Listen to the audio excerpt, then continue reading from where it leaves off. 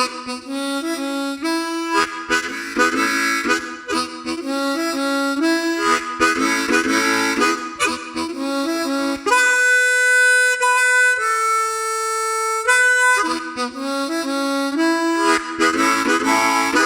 back to the Turn on the Music podcast. My name is Kyle. We have kind of a revisited episode this week. We're going to talk again about Beth Hart. And to do that, we've got CJ. CJ, how are you? I'm good. How about yourself?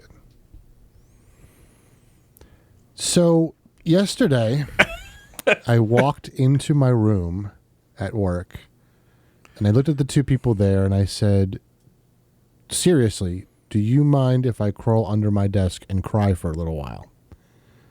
And I was serious because I had just worked with someone. We were trying to update his computer and I said, hey, would you mind logging in? And he looked at me kind of with a strange face and I said, what's the matter? He goes, I don't know my username. And I went, what? He said, I don't know my username. I was like, so the way the username works in our company is it's your last name, the first two initials of your first name, or first two letters of your first name, middle initial, unless your last name is really long, and then we chop off letters. Right. Well, he didn't know his username. I had to look it up because he couldn't figure it out. Ironically, he knew his password, which changes every 6 months. But didn't know his username. I don't know the answer. Like if he had just started, been there a week, like I get it. Like it's kind of a weird thing. Yeah. But he's been there 3 years. You're supposed to type in your username every day that you log in. How? How is that possible? So was he not using anything? So he was using his government machine and not his issued for the other company. So right. Yeah. But yeah. Wow. That's how my week has been going. Wow. On top of that, there was a massive accident on the way home. It took me 2 hours to get home today. Wow. So they had to close 675 on the way home. SUV flipped over and someone was ejected from the vehicle. Oh. So, yeah. Oh, that sucks. But lately there's been car accidents everywhere. Yeah, because people are in a rush to get places and they don't pay attention and they drive like idiots. And it's the summer, I was even Tuesday, I was going into work a little bit later because I had an appointment in the morning. And I'm going down one of the roads because I was going to go pick up coffee before I went to work. And I'm driving, I'm in the right lane, and this guy on the left decides to merge without looking. And if I didn't pay attention and slow down and honk my horn, he would have rammed me into a tree on the side of the road. I was that close. Yeah. I'm sitting here going, I was shocked. I was just shocked. I cursed out loud, but I just, but I'm like, how do you not, you must be taking this road every day. Mm-hmm. And if you don't, get into the right lane. Yep. Be in that lane ahead of time if you know you're going to be turning off. Mm-hmm. I'm sorry, if it's a right-hand turn, you had to turn right off of the road. Yep. Yeah. And I've been driving a lot with the doors off of the Jeep. Oh, really? Which I swore I would never do, but I love it. It's so much fun. But I am now hyper aware of everything that's going on because, of course, yeah. Do you have completely done, or do you have one of those? What is it? It's not a the two doors. No, I don't have two doors. No. No. They basically look like bars, and they just you have those on. No. You don't have anything at all. Mm-mm. It's completely open. Yep. If I turn too hard, I fall out the seat. Well, hopefully you have a seatbelt on. No, of course. Yeah. So. Is it a 5-point buckle? It is not. Okay. It's a zipper. It's the zipper. So that's funny. Yeah. So how are you doing? It's funny. I have we have a training happening next week. It's Monday through Friday, and it's gone on for the past couple of years because it's done by a grant. And I was shocked that I never did it. Like, I should have been doing it. I should have done at least one, because it's about a bunch of stuff with education. I was like, so I turned to my supervisor. I'm like, can I do this? She goes, yeah. She goes, that's a good idea. Like, so we were talking about it. And so it's 5 days of me being a part of this group. And my supervisor turns around to me and she goes, I know that you're going to be attendee. She goes, but I also still need you to do your job. Not in a bad, like, she laughed. It's typically, I help set up for the workshops and make sure everybody has what they need. So it's nothing that I don't do. I'm like, I said to her, I figured, I'm like, that's not a problem. But it was just really funny. Next week, by Friday, probably by Wednesday, but by Friday, I'm going to be so burnt out. Because I'm doing double duty. I'm excited because it's actually a really cool program. I'm just going to be so burnt out. So the past 2 weeks, we're a little behind with things, and it's partially because we have new people that are doing certain stuff and they're not being done right, and because they weren't trained properly, whatever the reason may be. So where I am now with my work is typically where I am at the end of June. I shouldn't be where I am now with work.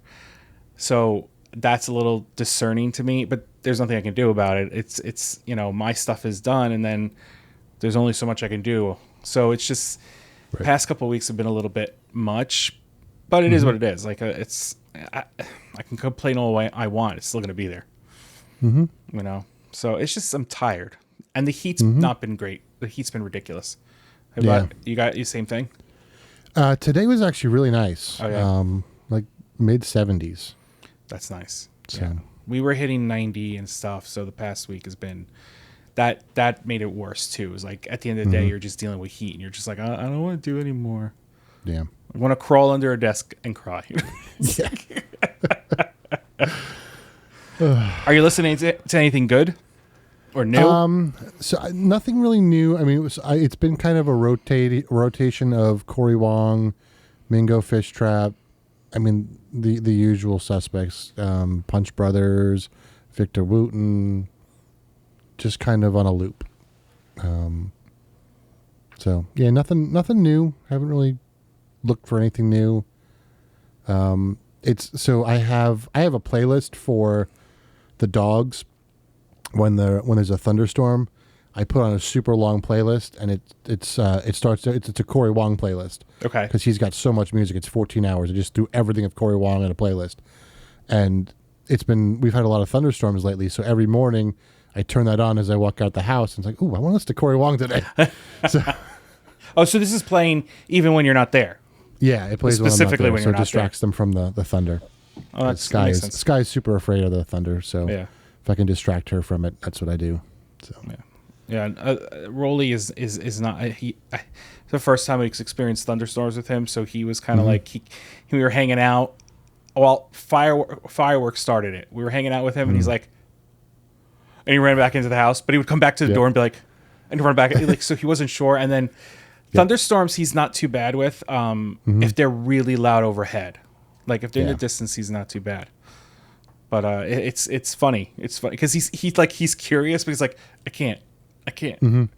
So and he will sit at a window and bark at like the ice cream truck as it drives by, or the UPS truck, or the Amazon truck, and he barks and he barks and he barks. And I'm like, one day I want to open up the door and see if he'll still do it, or if he'll just look at the like a deer in headlights, just go like, And it's rough in July because we do have the fireworks, and it's fireworks and thunderstorms, and it's like every little noise that Sky hears, she thinks it's something, and she's sprinting back inside. Right. But if she catches a glimpse of a squirrel, she'll stop and then go chase a squirrel until she gets distracted. So by a the thunder true again, squirrel moment. Yeah. It's not even a joke. It's a true squirrel. It is true. Yep. Oh wait, I'm supposed to be scared. Yeah. So too funny. That's funny. What about you? You listening to anything good? So I was listening to Aerosmith the other day. Oh, nice. I was sitting down and like, I don't know what happened. Something happened, and the song. Did you listen to the album that has all the hits on it? Yeah, the one that has the big ones. Yeah. I was watching something, and Love in an Elevator came in my head, like Love in an Elevator, and I'm like, I want to listen to Aerosmith. So I put on, and I just let it play, and I played a few of the songs, and then Hosier. Mm-hmm. I've been listening to a little bit of that, and there was one other. I've been listening to the to Marcin, whatever. Mm-hmm. The guy who played with the guy from Polyphia. Yeah. So not much out of. I think Aerosmith was the extreme of like outside of what I've been normally doing. Gotcha. But I've been listening to an audiobook in the morning, and like so I'm trying to like get through it. Yeah. I had someone come in the office today. I don't know how it came up, but I brought up Eric Clapton. He's like, "Who?" I was like, "Excuse me." Really? Yeah. I was like, "Wow, you're that young, huh?" What? My son came up to me. He goes, "Daddy," I'm like, "What?" He goes, "Can I listen to Black Coffee?" I'm like, "Who?" There's an artist out there called, like, I don't know if it's a group or if it's him, called Black Coffee. And I'm like, "I don't know. I have to listen to it." He goes, "But they have this one really good song." And I'm like, I felt like, you cannot listen to the song because of the. I was just, no, I don't want to be that person. Yep.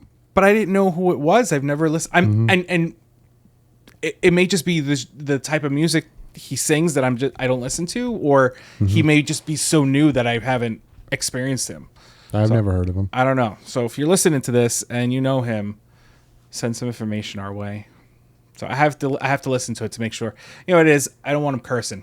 I don't care if the lyrics are a little like, you know, it is what it is. He listens to Michael Jackson, so. But I don't want I don't need the cursing in it. He curses enough without the music.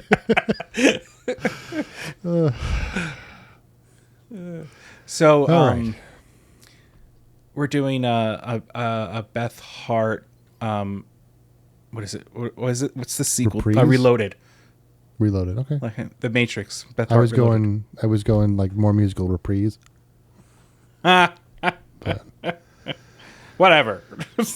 So, we have a lot of Beth Hart fans out there, which is really cool. Yes. And a lot of really dedicated and really knowledgeable Beth Hart fans. Yes. So I need to thank Ben Schulman who put basically this entire episode together. I'm literally going to read what he wrote. So if you've gone through the comment from the video that we posted 2 weeks ago or 3 weeks ago now, this is all in there. But I there was just, you know, it's one of those things that, you know, when we're doing these episodes, it's, you know, what's going to captivate people more about the artist? Is it going to be the music or is it going to be the story? And it's like with Beth, it's kind of both, you know, and it's hard to, you know, I don't want to, I mean, she's got so much good music, you know, like where do you draw the line of like story of her life versus the music? So this is going to be more kind of a mixture of story and life, because that's kind of how he laid it out. So first off, thank you so much for giving all of this information. It was incredibly generous and so really well done. So thank you so much. And we really appreciate it. So, and there's like, what's really great is if you go to our YouTube channel, you'll see all of everything that Ben mentioned on there. And this is one of the videos that has some of the higher viewpoints for us because of who she is. And it looks like, did you even get the one that from 6 days ago from Monique? I don't know how to say the last name. First time viewer, you should listen to her live. Unbelievable. These songs. I think I did. Did I not respond to it? No. You probably. Oh no, you did. I can see it. But like, it's just so cool to see this breakdown of all this stuff. So. All right, so we'll get right into it. So just as I read through all of this, you know, we've kind of compared her to the likes of Ava Cassidy, you know, in terms of talent and singing prowess and performance. And reading through this, we could have lost Beth a long time ago, and it would have been way too soon, you know, just reading through this. So her parents divorced around the age of 5, and then she was put into therapy at the age of 7. So you'll find out little later on that she does struggle with bipolar disorder. That was not diagnosed until she was, I believe, in her 30s. Yeah. So there's a lot going on.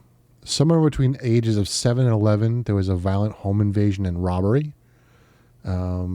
Then the father got into some gambling trouble, gambled the house away, abandoned the family, and was eventually imprisoned for tax evasion.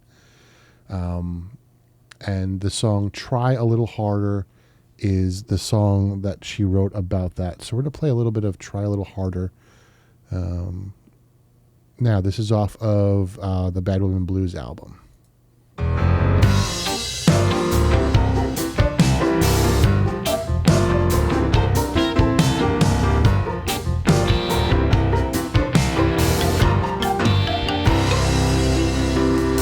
Hello, my friend, deal me on in and give me them dice to roll.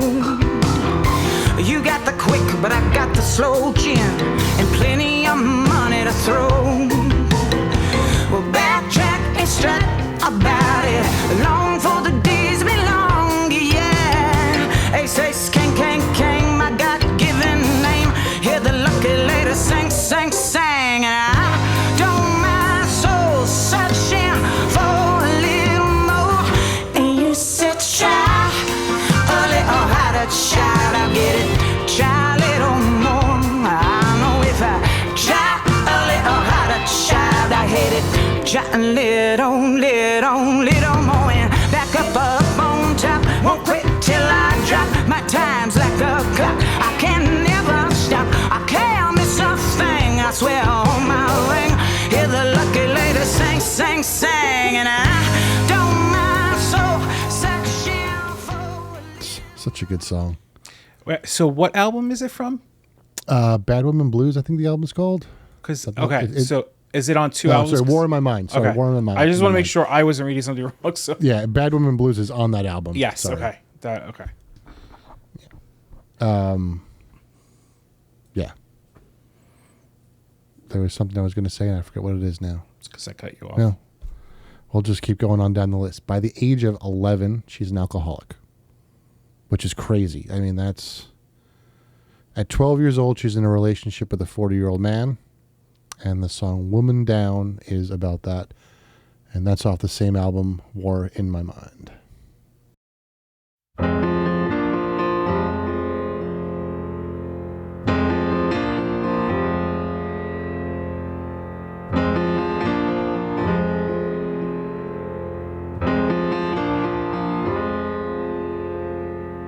There's been a crime,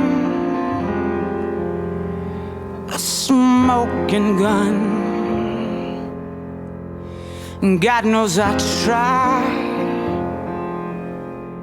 like hell to run. The man in black,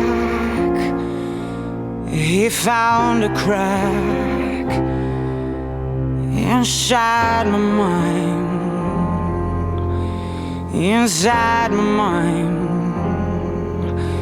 he likes to climb. Inside my mind, 1, 2, 3, 4. Give me a million more ways to lay my lover down. 3, 4, 5, 6. I'm so lovesick to take this mother out. All that I had is all that he stole. Now all that I am is trash. I really wish my brain would let me focus on lyrics and music at the same time on the first listens. I had to listen to this one several times to like get the whole story and get around the the music stuff. But so. it's amazing the story that she tells just in that first minute or so of the song. Yeah. So just for time frame, she's 12 at this point. So this is 1984. Yep. Because she was born in 1972. Mm-hmm. I only say that because it's just progression-wise, it's very interesting when you start telling them more. So this is 1984. She's 12, yep. And she's dealing with somebody who's manipulating her. Yep. And then at 15, she leaves L.A. and then she moved, or California. I assume it's L.A. Yeah, it's Los Angeles. Yeah. To Brooklyn to live with a violent 25-year-old man. Interesting. I mean, so that's what, 87 then? Did she just go to Brooklyn? Like, I would assume she didn't go to Brooklyn for this man. She just went to Brooklyn first and ended up being with him because, how would she know about this person? Right. Or it's someone she knew. And then moved over there or was in LA or something. Yeah. I mean, in a situation like that, she may have been someone she knew, and he was like, "Just come out here." Yeah. Yep. Yep. Then she was arrested and jailed for a DUI at age 15. 16, she's back in LA, and she is forced to leave a prestigious music school because of poor attendance, because she was out in clubs at night singing. And if you watch, so that down in the show notes in the description, there will be several documentaries. I watched the first one last night. I just haven't had a chance to get through all of them, but there's an hour-long documentary put out by Rock Palast. It's a German company, and she talks about a lot of this stuff. And she talks about her time in high school where she was just trying to make money. And she would go out and just play in clubs. And she told a story about like one of her very first show because she was always just playing like a song here, a song there. But her first like full on set, she was friends with a prostitute, and the prostitute would go backstage with her, tell her what to say in between the songs because she just didn't know what to say, how to engage the audience, that sort of thing. I mean, just crazy stories. Of her life. It's remarkable what she's been through. Let's see where we are. So it says in a string of abusive relationships, she's written many songs about them, but Caught Out in the Rain and Fire on the Floor are two superb examples. So we played Caught Out in the Rain once before, but it's worth playing again. So take a listen to this one.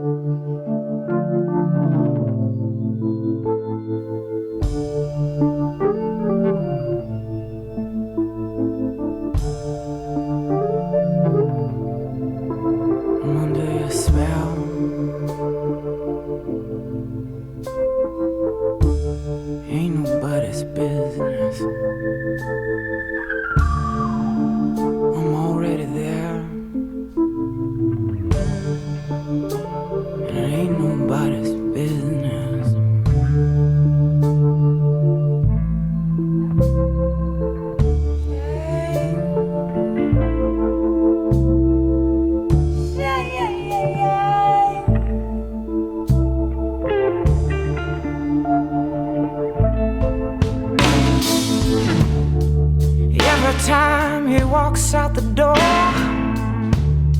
I wonder if he's ever coming back. I can't help but love the taste of danger, babe, and the how and the wind and the rough in his hands. I got caught out in the rain. If I die, I don't care. I'm in love, I'm in love, I'm in love with this man. I got caught out in the rain.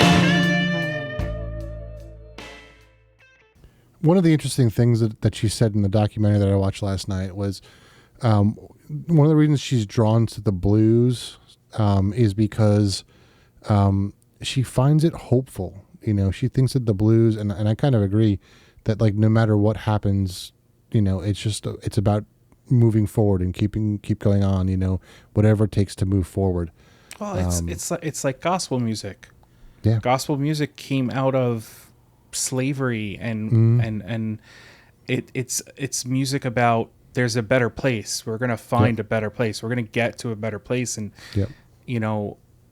I definitely agree with that. I think blues definitely has that I know I'm in a bad spot right now, but better times are coming. Yep. And here's Fire on the Floor.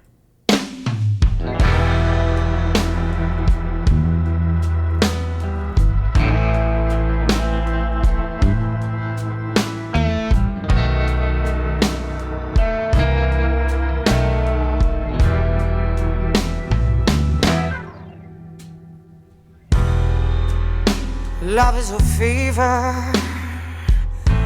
and is burning me alive. It can't be tamed or satisfied.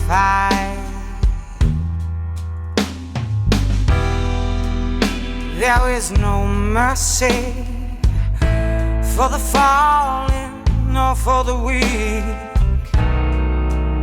Love is a nasty word to speak. I don't wanna love him anymore. He's nothing like the man I loved before. But the pain gets real comfortable when it's all you got. Ashes and smoke, they can't compete. Not even hell can take the heat. I'll be sliding off of my seat for this flame. This love is like fire on the floor. It's got me running for the door, but I'll be crawling back for more of his fire on the floor. It don't matter what you say, you can't survive it. So that brings us to her 20s. And it's around this time, I didn't know this about her until last night, that she was on Star Search, and she actually won. I was just I had reading no that. idea. Yeah. So I share a birthday with her. Oh, you do? Oh, that's right. We talked about that. Yeah, it's great. I totally forgot. Yeah, I share a birthday with her. Yeah, I was just reading that she won Star Search. Yep. Or Star Search, as it's really called, not Star Search. Oh. Sure. Star Search. So at 22, her sister Sharon dies of AIDS. The song Skin and Sister Heroine talk about those two. So here's Skin.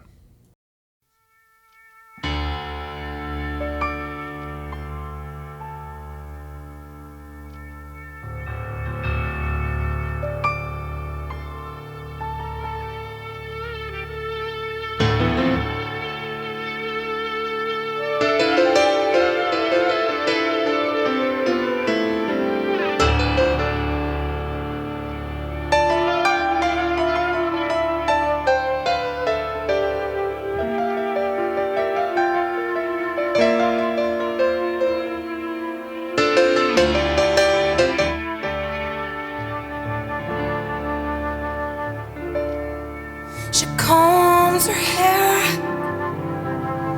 and cleans her face, closes the door and kneels to pray. And it don't matter that she's alone, and beast or dragon, she's going home.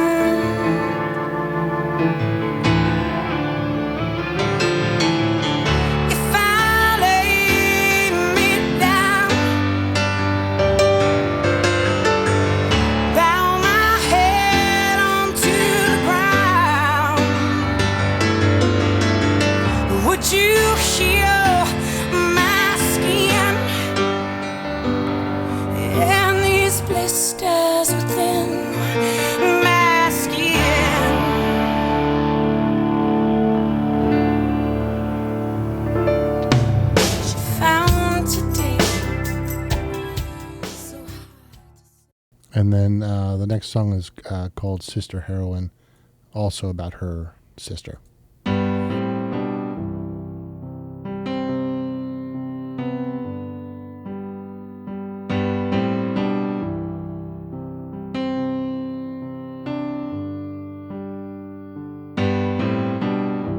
It's gonna be a dark, cold December. We're shaking lilies in the yard, and your sweet face I will remember, and how I'm gonna miss your stubborn heart. So forgive me for my weakness. I guess my faith is a little stone. The angels cried on a Friday, the day that God walked you home. So goodbye, sister heroine.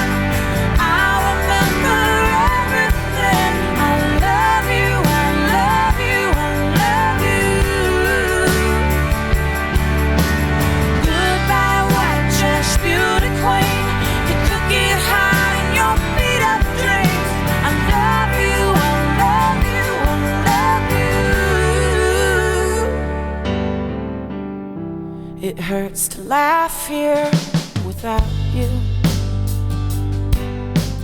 And that featured Slash on guitar as well. They're actually very good friends. They play a lot together.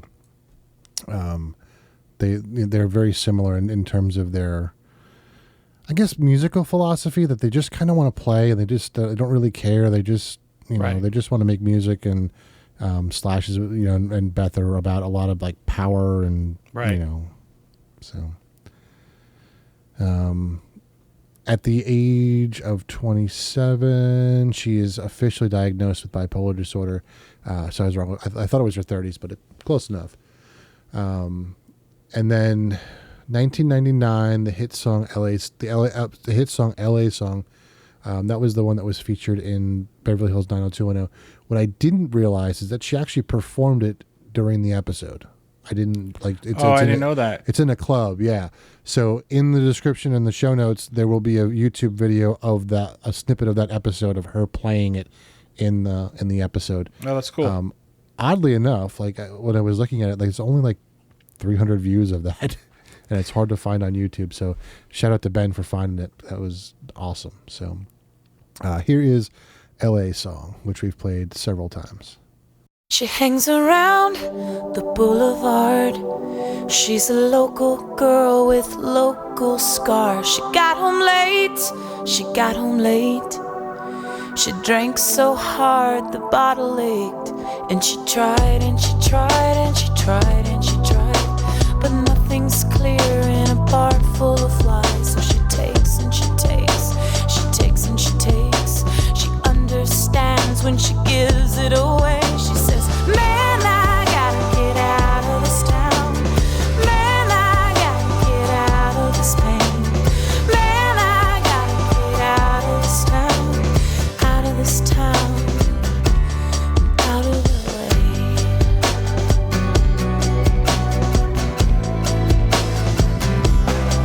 She's got a gun. She's got a gun. She got a gun she called the lucky one. She left a note right by the phone. Don't leave a message, 'cause this ain't no home. And she cried and she cried and she cried and she cried. She cried so long her tears ran dry. Then she laughed and she laughed. She laughed and she laughed, 'cause she knew she was never coming back. She said, man, I'm gonna get out of this town. So around this time, this is about when the time when her career started to explode and she got a lot more popular. But she weighed at 92 pounds, nearly died of drug overdose, alcohol abuse, and anorexia. She was mentioning in the documentary that she was just trying to dull the pain from her bipolar disorder. She just didn't know how to do it. I think she said that she was in psych wards 4 or 5 times, and it was it took that long to get, the right medication and the right because it was so ways to deal with it. It was such a new thing. Yeah. It's always been around, but we didn't know about it. Yep. She was 92 pounds. She's 5'9". Yeah. That's crazy. Mm-hmm. That's crazy. Yeah. Yeah. So, yeah, no, I think my pinky weighs about 92 pounds. I mean, but that's the crazy thing about back then is with mental health, we had no idea Right. what was what. We knew there was stuff there, but it was not spoken about. People weren't looking into it. And it's not until, the past, I'm going to say 10 years. I'm not going to even say 20. The past 10 years has there been a better understanding of what people were going through. Mm-hmm. And it's just, she probably was dealing with a cocktail of medications until... Yep. That's crazy. Yep. And then Atlantic Records dropped her in 2000. And she was saying that it was so hard to play. Like, she would have a few gigs on the East Coast, but like the majority of her gigs were in Africa and like Holland and, just all over the place. And it was one of those things where like she did it because she needed money, but like the cost to go out there to do that sort of stuff, she was barely breaking even if at all. So she did have a very good manager, a man by the name of Dave Wolf, that she met, I want to say in the 90s, like right before LA Song. He was the same manager as Cyndi Lauper. So he managed Cyndi Lauper, and they told the story because he's on the documentary as well. And she said that she wouldn't work with him until he played cards with her. So they went out to a deli and they played cards for 3 hours. They talked nothing about music, nothing about anything. And then she was able to, by the way he played cards, she was able to read him and trust him enough to, and they've been together ever since. He's never left her side. He's been with her dealing with all of these, mental health issues and, just, always been there for her. So that was super cool, listening to that story. So speaking of psych wards, there are 2 songs that she wrote about that. The first one is called Isolation, and this is off of her very first album called Immortal.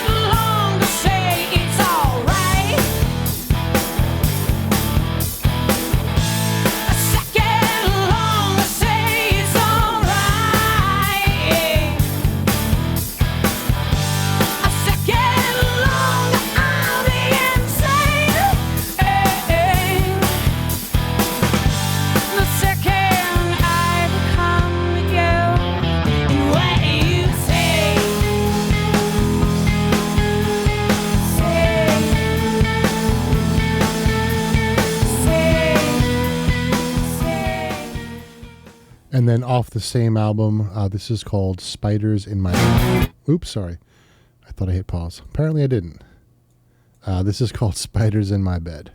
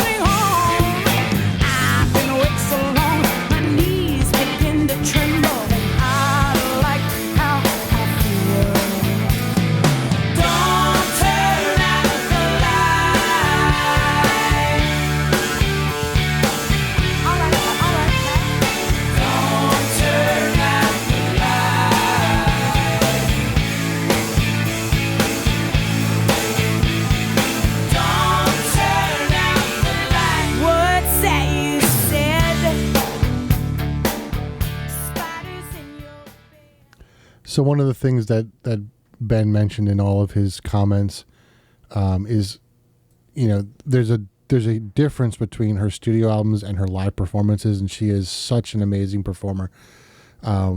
It's difficult with my setup to do YouTube videos to get them on the YouTube thing and the podcast recording. So that, and we have to worry about the YouTube taking them down because it's a copy of a copy and a thing. Right. And there's a lot of logistics that go into trying to make that happen. So I'm not going to do any of the live YouTube stuff, but I will play one of the ones he recommended. It's a song called I'd Rather Go Blind, which is an Etta James tune that she did with Joe Bonamassa live in Amsterdam. So this is off of that album.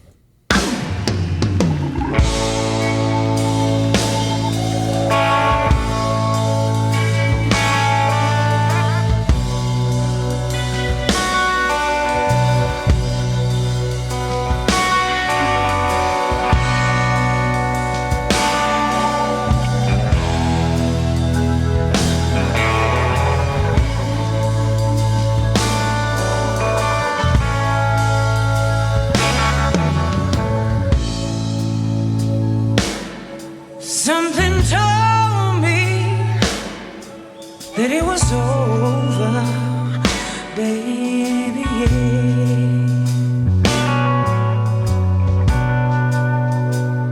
When I saw you and that girl, you were talking.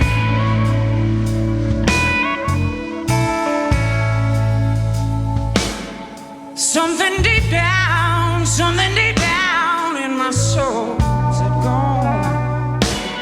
go on and cry, girl. When I saw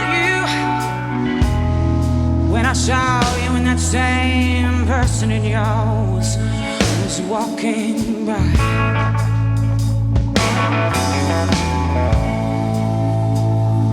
And I'd rather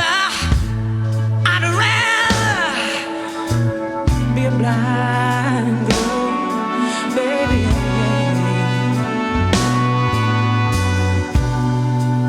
than to see you walk away from me, baby. Don't leave me. I don't want to see you go.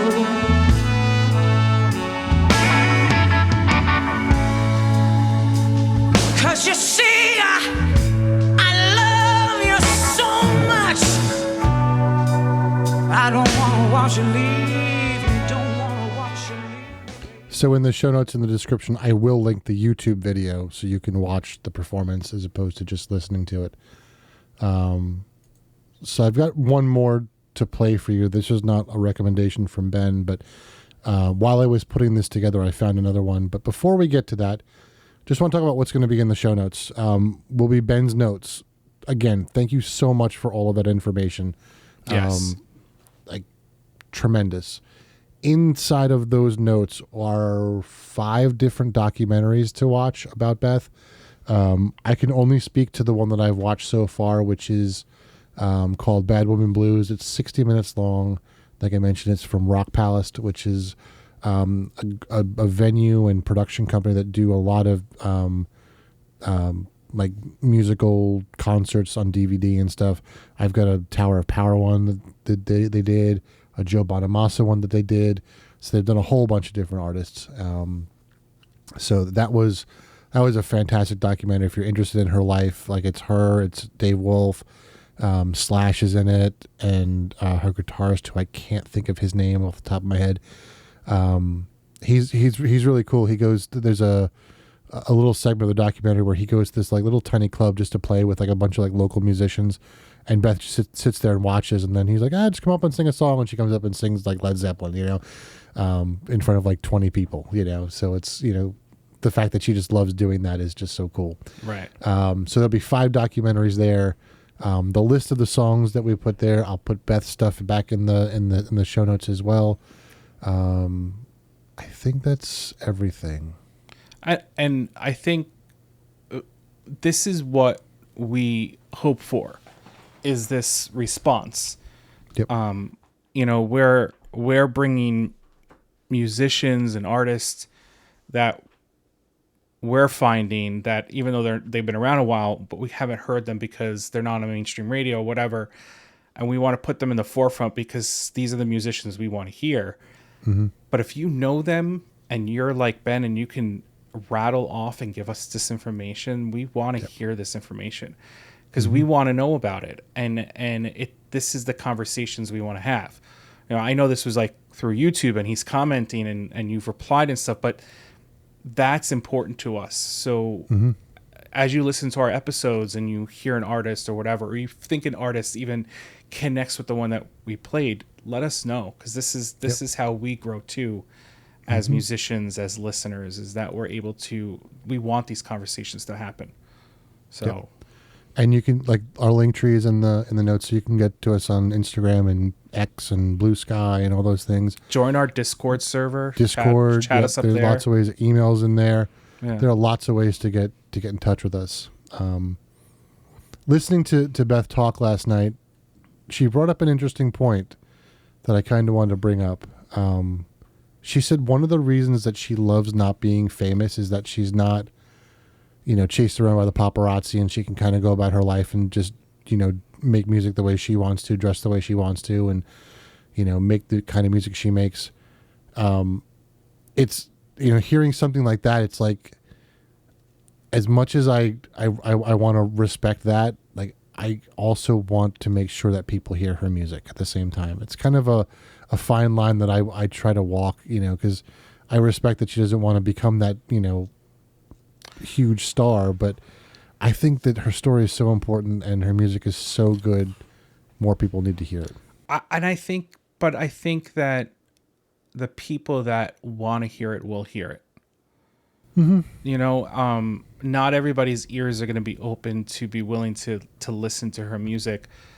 That's even true. if you tell them, and I think that is something to say. It's like Joe Bonamassa. Like, he's known, but he's also not known. Yep. And But he he's put out- has the same mindset. He has He right, likes not being but he's put out how many albums over Right. a 4-decade, career. Yep. So it's nice to see this mindset and have musicians that are so talented, doing what they're doing. Yep. Yeah. So while I was putting this together, I found Beth Hart and the Ocean of Souls. I mean, this was literally an hour ago, and I have not had a chance to look up who the Ocean of Souls were, whether it's her current band. It's a I don't 1993 album. 1993 album. So one more quick little. I really like the this version of this. This is Lucy in the Sky with Diamonds. Oh, the last song I did it. Every time. I thought I was so careful the entire episode.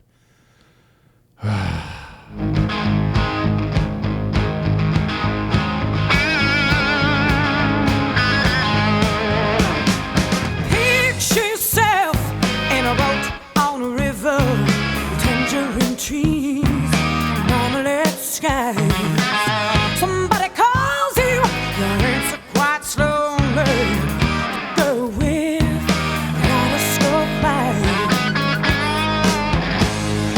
Cellophane flowers of yellow and green, a towel ring over your head. Look for the girl with the sun in her eyes, and she's gone. Lucy in the sky with diamonds. Lucy in the sky with diamonds. Lucy in the sky with diamonds.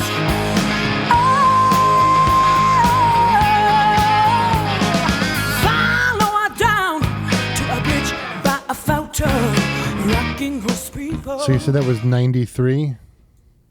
So she's 21. In the documentary, she mentions that she was studying to be an opera singer at one point. And her teacher said, I hate to break it to you, but this isn't for you. She goes, opera's all about singing what's on the notes that are on the page, and you're trying to change everything and make it your own. you should go out and do that because you're much better at it, and you've got an amazing story to tell. But thinking about like the training that she's had, like that's 93, she's 21, she sounds nearly identical. Oh yeah, absolutely. After the way she sings. So it's what we always say, you have good technique, and she mentions in the documentary that she's got a vocal coach that teaches her how to scream properly and how to handle her voice, and she does a lot of vocal rest, and really interesting.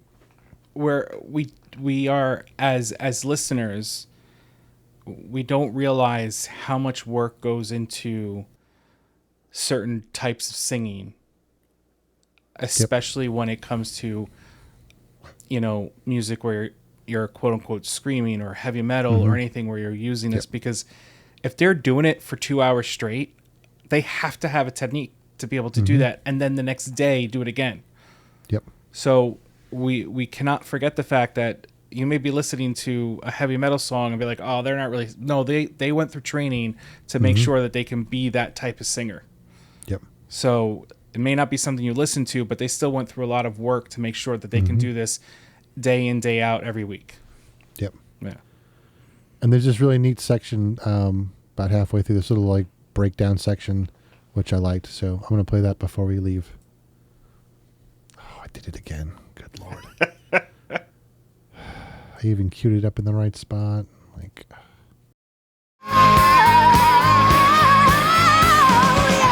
Shut yourself in a train at the station. Plasticine photos and looking glass ties. Suddenly someone is there at the turnstile. The girl with kaleidoscope eyes. Oh, cellophane flowers of yellow and green. I tell ring on for your hand.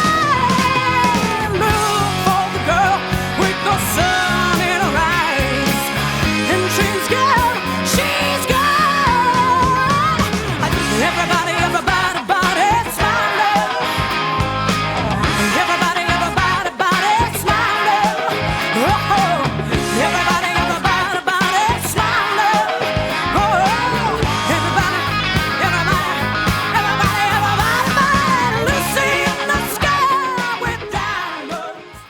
Really good version. It's a really good version. And I'm going to say this right now. I want her to put out an album of Janis Joplin songs. Yeah. She was in the musical that they had, I think it was off Broadway, that was written by Janis Joplin's sister, called Love, Janis. And I went to go look to see if they had like a recording of the show. They do have, but it's all Janis Joplin singing the songs. Like it's all her recordings. So that's what I have to say about that. So, on that note, we're going to call it an episode. We are. And we'll see you next week. Next week. Have a good one, everyone. Thanks for tuning in. Ben, thank you again so much for all of your information. Greatly appreciated. Thank you, sir. Thanks for listening to the Turn on the Music podcast. Make sure you check our link tree in the show notes for our social media accounts. If you like what you heard, please share it with a friend. And we'd love it if you could give us a 5-star rating on your platform of choice. We'll see you next week. And remember, always share the music. Thank you.